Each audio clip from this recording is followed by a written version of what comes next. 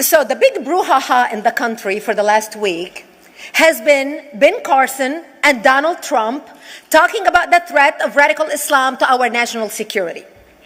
And everybody is in a huff, bent out of shape, upset. Everybody's trying to walk on eggshell.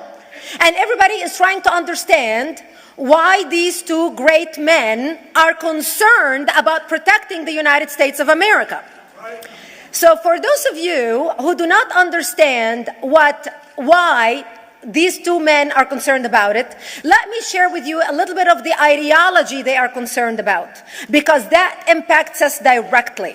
So what I'm going to do right now is I'm going to crunch 1400 years of Islamic history in 5 minutes and make it as exciting as I can possibly make it, because I hated history when I was a little girl. At this age, I appreciate history. And now I understand why they say those who don't learn from history are doomed to repeat it. In order for you to understand why Western civilization is very different than the Islamic world, you need to understand the history of Islam. When Prophet Muhammad supposedly revealed his revelation from the angel Gabriel that he is supposed to be the last of the prophets in the early 600s, he started preaching in his own city, Mecca. He tried to recruit friends and followers to be able to spread his religion. And he tried for 12 years and failed. And after 12 years, he was only able to recruit his immediate family and friends. So he decided, if I go to Medina, which was the Jewish hub of Arabia, the business hub where the Jews lived, if I go there and preach my religion to them, if they accept me, that will buy me respect and stature between my own people, and they will accept me. So Prophet Muhammad started borrowing a lot from the Old Testament to make his religion more palpable to the Jews, to make it a lot similar. This is why you see a lot of similarities between Judaism and Islam. For example, Jews don't eat pigs, Muslims don't eat pigs. Jews pray a few times a day, Muslims pray a few times a day. Jews fast on Yom Kippur, Muslims fast on Ramadan. And this is why you started seeing a lot of good writing in the beginning of the Quran when Prophet Muhammad was saying all the good things about the people of the book. He took his message and went to Medina trying to recruit the Jews, talking about the people of the book, talking about how similar the two religions are. When they refused to accept him and follow him as the last of the prophet, that's when he turned against them and started killing them and started expelling them. That's when Islam went from a spiritual movement for the first 12 years of Islam into a political movement cloaked in religion after the year of the Hijrah, after Muhammad went to Medina and the Jews did not accept him. He became a military warrior and declared war on them and started expelling them. Jews and Christians became dhimmi, or second-class citizens. They were only allowed to stay alive and not be killed only by paying the jizya, or the protection tax. So they had a choice: convert to Islam, or if you want to stay alive, you have to pay the jizya or protection tax, living as dhimmi in the Islamic nation. Christians and Jews could not ring church bells. Jews could not blow the shofar. Christians could not ring church bells. They could not pray publicly. Christians and Jews could not gather together and build new churches or new temples. And the way they paid the jizya, or the protection tax, was in a monthly ceremony where they would get together downtown and the Jew would kneel on his knee and hand his goods to the mullah, who would take the goods as the price for buying the protection. And in many areas, Jews and Christians were given necklaces to wear as a receipt that they paid their jizya, or their protection tax. Jews considered najis under Islam. Najis is bodily fluid. Najis is garbage. Najis is dogs. Najis is dirty. So Christians and Jews were treated as second-class citizens. Islam continued to grow. As Islam grew, more people became dhimmi, or second-class citizens. Jews and Christians were given identifiable clothing. The yellow star, which was given to the Jews, that most people think is a German invention. It was actually an Islamic invention in the 9th century in Iraq by the second Khalif al-Mutawakkil of Iraq, who invented the yellow star for the Jews to be identified as they walked down the street. Because Jews were considered najis, if a Muslim man or a Jew walked on the same side of the street, the Jew had to cross the other side so the Muslim man can walk, so he's not dirtied by the filth of the Jew. Christians were given the zunnar, the belt, which most of you men are wearing right now. That was an Islamic invention for the Christians. Islam continued to grow. They went all the way to Jerusalem. They conquered Jerusalem. Christians couldn't ring their church bells in Jerusalem. The Pope in Rome in 1090 told the Christians, how could you sit idly by and allow your brethren to suffer like this in the Holy Land? You need to go liberate the Christians. You need to go help the Christians. That's why the Crusaders were launched. The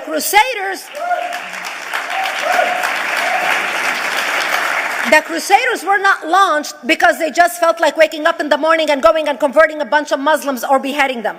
The Crusaders were launched to liberate Jerusalem. And they were able to liberate Jerusalem for less than 100 years before Salah ad-Din al-Ayyubi, Saladin, took it back, and Jerusalem remained under Islamic control until 1967, when the State of Israel liberated Jerusalem, where Christians, Jews, and Muslims could pray under the same sky.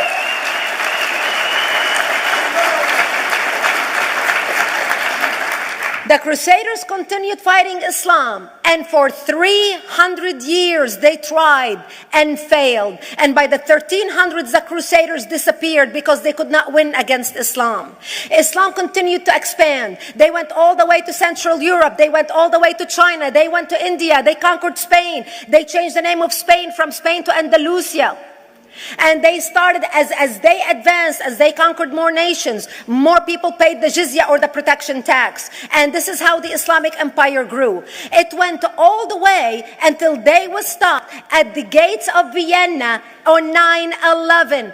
9/11 is not a date that Osama bin Laden just picked out of a hat. 9/11 is a symbolic date in the Islamic calendar.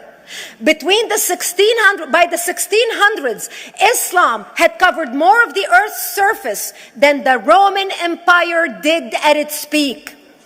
Between the 1600s and the 1800s, the Europeans were experiencing the European Industrial Revolution, where the Europeans were able to invent products on factory lines, where they are able to make money and sell products, which gave them the money to build a strong army in order to fight the Muslims. And that's how they were able to stop them at the gates of Vienna on 9/11. The Europeans started the pushback against Islam. They pushed them out of Europe. They pushed them out of all the way to the Middle East and North Africa. By 1924, the Islamic empire ended. In 1924, the Islamic Caliphate ended in Turkey by President Ataturk, who was a secularist. He ended the Islamic empire, and he gave women rights to vote. He gave women a right to an education, a right to work, a right to choose a husband. He forbid women from wearing the hijab. He forbid men from wearing the beard. The Muslims hate him so much that they consider him a Jewish agent, because they believe that his mother and her bloodline was Jewish, and that was the influence on Ataturk. By the time the Islamic empire, or the Islamic Caliphate, or the Islamic State ended in 1924, the Islamic Caliphate had existed for 1400 years, and it ended less than 100 years ago. By the time the Islamic Caliphate ended in 1924, 270 million people around the world were killed by Islam. 270 million. And we didn't have weapons of mass destruction, and there was nuclear weapons. All of these people were killed, butchered by the sword. The people in the world, less than 100 years ago, how many people knew this history? Please raise your hand. We in America have failed to educate our children about history. We in America failed to educate our population about history. Our children in high school, you take any 17, 16-year-old kid, 18-year-old kid, and ask them about World War II. They can't even tell you what happened in World War II. For them, it's ancient history, and we still have our World War II veteran walking among us.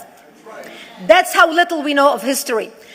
Islam ended in 1924, the Caliphate. People thought the Caliphate will never be resurrected. The Caliphate will never come back. But two things happened in the Middle East. In the last century, that made the Islamists be able to resurrect the caliphate. Number one is the discovery of oil in Saudi Arabia, which we were able to discover and were stupid enough to allow them to nationalize it.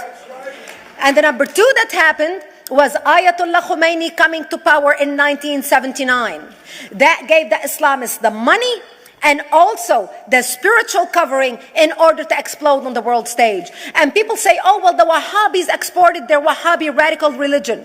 The Wahhabis are the name of Wahhab. They're not a different sect of Islam. They follow the authentic preaching of Prophet Muhammad, the way Prophet Muhammad lived and practiced his religion. This is why neither you or me or any infidel can step a foot in Mecca, because as far as they're concerned, we are filth. And as infidels, we're not allowed to step a foot, not President Obama and not anybody else.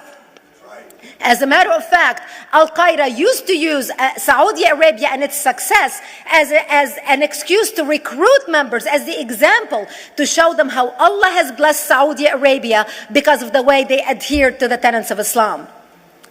And today we talk about ISIS. ISIS is not a new invention. ISIS resurrected the caliphate that ended less than 100 years ago. Except we are too ignorant and too uninformed to understand what ISIS is doing and why ISIS is succeeding.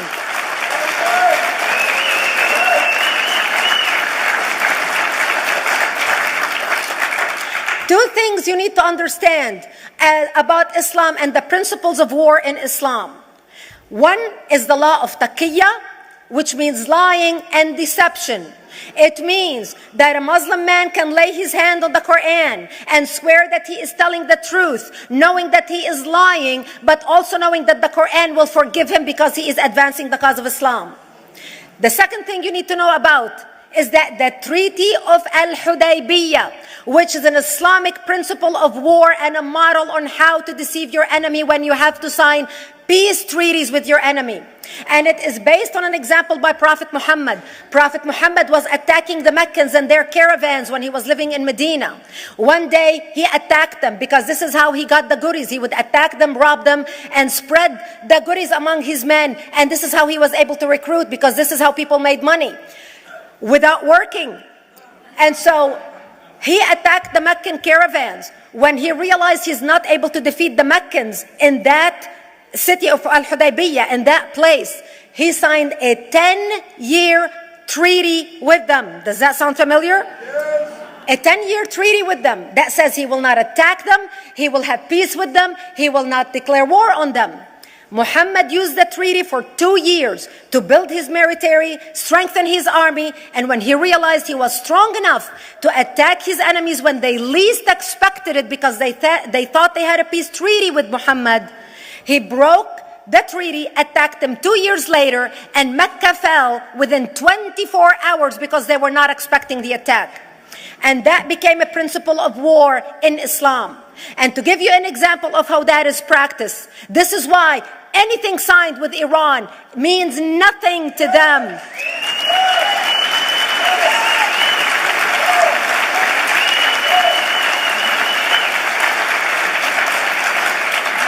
And to give you an example of how this law has been put to use in recent history, Yasser Arafat, who's not an Islamist, but he is a Muslim, met with the Israelis and signed the Oslo Accord in 1993. Remember all the handshaking at the lawn of the White House?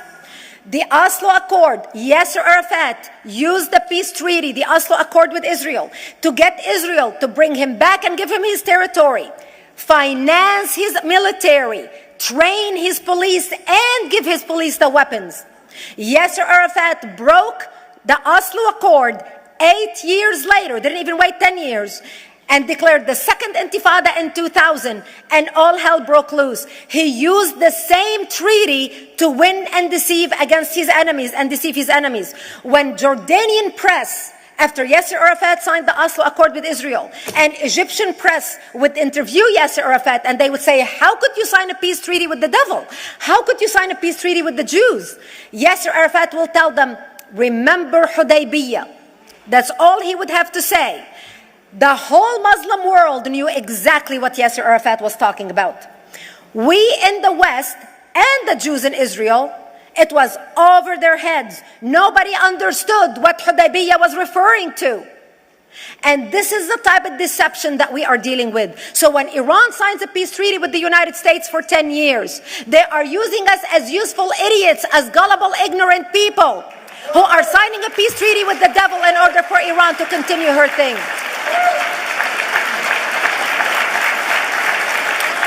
That is why it is so important to be wise about who we're going to put in the White House next year.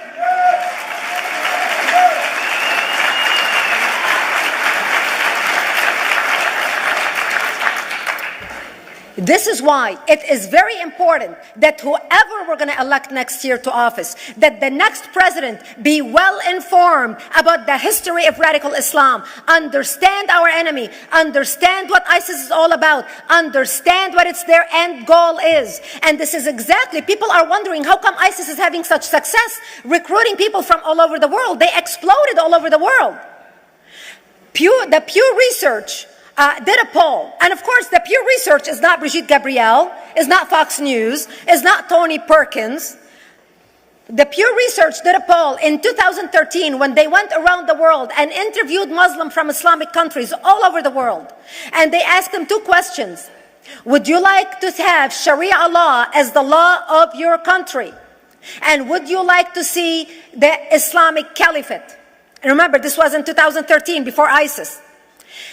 The 5 top countries in the world, in the Islamic world, the 5 top Islamic countries: Indonesia, 204 million Muslims; Indonesia, Pakistan, Egypt, Nigeria, and Bangladesh. 77% of Muslims interviewed in these Islamic countries, 77% want the establishment of Sharia law and want the establishment of an Islamic state. That means 77% of the world, quote, moderate Muslims agree with the establishment of ISIS and what ISIS is doing. Let's not fool ourselves. This is very important, that whoever we're going to elect is going to be somebody who is strong on national security, who's going to put America first, who's going to make America great again, who's going to send a strong message to the world. The minute he walks into office, whoever we elect, that the world is going to realize that this person you're not going to mess with, because he could care less about what you think, what the UN thinks, what the world thinks. They can all go to hell. We care about America and only the United States of America.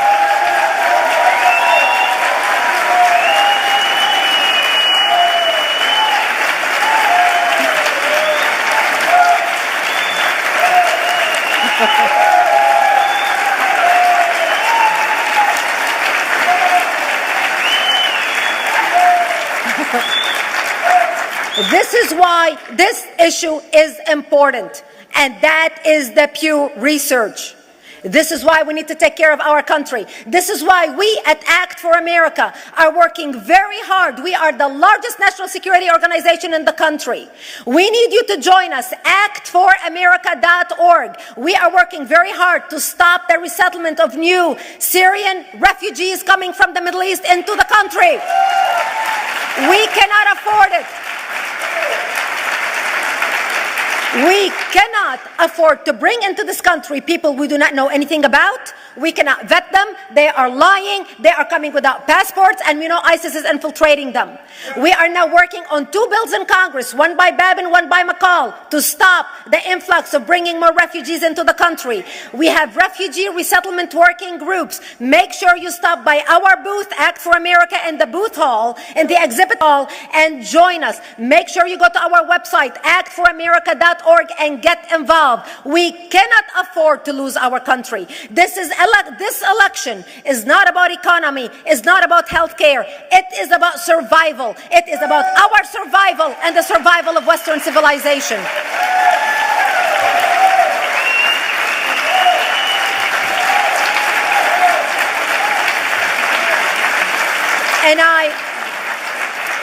And I'm going to end my speech with a very important quote. You know, they say it's important to listen to those who are coming to warn us about what's to come, especially those who survived to tell about it. I'm a survivor of Islamic terror. I lost my country of birth, Lebanon, to radical Islam. I do not want to lose my adopted country, America. And for those of you who do not know my story, I encourage you to read my book, Because They Hate. You'll understand why I'm so passionate about this issue. And about why I'm warning with such passion, warning America about why we need to protect America. And I'm going to end with this quote from Elie Wiesel's book. Elie Wiesel is the Holocaust survivor, Nobel Prize winner. And this is out of his book. He said, the fate of the Jews of the small town in Transylvania called Saige, their blindness as they confronted the destiny from which they would have still had time to flee, the inconceivable passivity with which they surrendered to it, deaf to the warnings and pleas of a witness who, having escaped the massacres, relates to them what he has seen with his own eyes, but they refuse to believe him and call him a madman. I hope that we learn from the lessons of history, that we learn from the Elie Wiesels, from the Brigitte Gabriels, and many others who are warning America about what's to come. May God walk with you as you leave this hotel and you leave this conference, and may God guide your path as you walk your neighborhoods, as you study about the issue, as you become active, as you become an instrument of change in our country, because our country's survival depends on the next election. May God bless you one and all, and may God bless the United States of America. Thank you.